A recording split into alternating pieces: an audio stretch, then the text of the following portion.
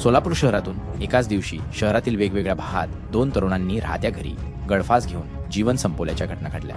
दोन्ही प्रकरणात आत्महत्येचे नेमके कारण अद्याप अस्पष्ट असून पोलीस तपास करत आहेत। पहिली घटना अंबिकानगर सोरेगाव येथे घडली।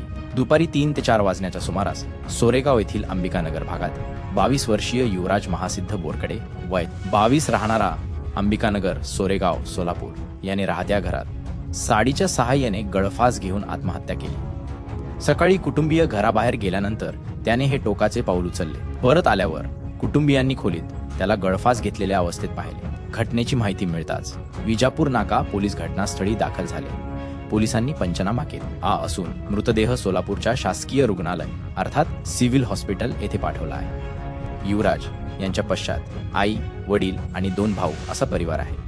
दुसरी घटना बुधवार पेठेत घडली। दिनांक 11 डिसेंबर 2025 रोजी दुपारच्या सुमारास बुधवार पेठेतील जय मल्हार चौक परिसरात घडली। गणेश रमेश लोखंडे वय 24 राहणारे जय मल्हार चौक बुधवार पेठ सोलापूर याने राहत्या घरात गळफास घेऊन आत्महत्या केली। नातेवाईकांनी त्याला तात्काळ एका खासगी रुग्णालयात नेले, मात्र उपचारपूर्वीच डॉक्टरांनी त्याला मयत घोषित केले।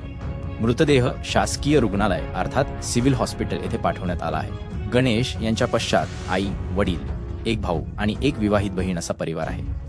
दोन्ही घटनांमुळे परिसरात हळहळ व्यक्त केली जात आहे। आत्महत्येमागील नेमके कारण समजू शकलेले नाही। अधिक तपास पोलीस करत आहेत।